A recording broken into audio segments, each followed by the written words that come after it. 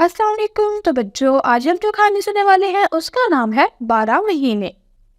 एक दिन एक बूढ़ी औरत अपने खेत में से बंद गोभी तोड़ने जा रही थी। रास्ते में एक गार पड़ता था जिसपे 12 आदमी रहते थे। उन्होंने बुढ़िया को बुलाकर कहा, बी अम्मा, ये बताओ सबसे अच्छा कौन सा महीना है। बुढ़िया ने कहा, सभी अच्छे महीने हैं बेटा। देखो तो, जनवरी में सफेद सफेद बर्फ पड़ती है, फरवरी में बारिश होती है और मार्च में हर तरफ फूल ही फूल खिलते हैं।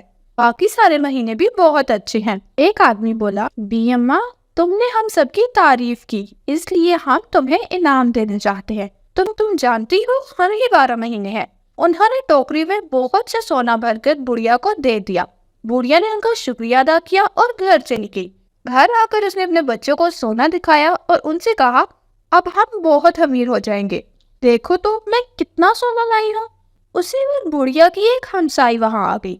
उसने सोने का ढेर देखा तो उसकी आंखें फटी की फटी रह गई। बुढ़िया ने 12 महीनों की सारी कहानी हमसाई को कह सुनाई। बुढ़िया के हमसाई बहुत लालची थी। वो दौड़ी दौड़ी उस गार में गई जिसमें वो 12 आदमी रहते थे। उन्होंने हमसाई से पूछा, बी अम्मा, सबसे अच्छा महीना कौन सा है। हमसाई बोली, बात तो ये है कि कोई भी महीना अच्छा नहीं होता। देखो ना, जनवरी में बर्फ पड़ती है, फरवरी में बारिशें शुरू हो जाती हैं और इसी तरह हर महीने में कोई ना कोई बला नासिल होती रहती है। एक आदमी बोला, आपका बहुत बहुत शुक्रिया भी, लाइए अपनी टोकरी दीजिए, हम आपको इनाम देंगे। 12 महीनों ने हमसाई की टोकरी भरकर ऊपर से पत्तों से ढक दिया। हमसाई टोकरी उठाकर घर को भागी ताकि जल्दी खोद कर देखे भला 12 महीनों ने क्या इनाम दिया है। जब हमसाई घर पहुंची तो उसने अपने बच्चों से कहा, अब हम भी उस बुढ़िया की तरह अमीर हो जाएंगे।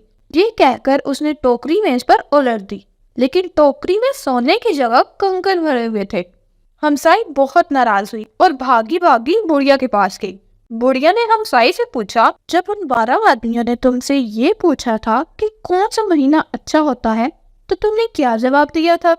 हमसाई ने चिढ़ कर कहा, मैंने तो साफ साफ कह दिया कि कोई भी महीना अच्छा नहीं होता।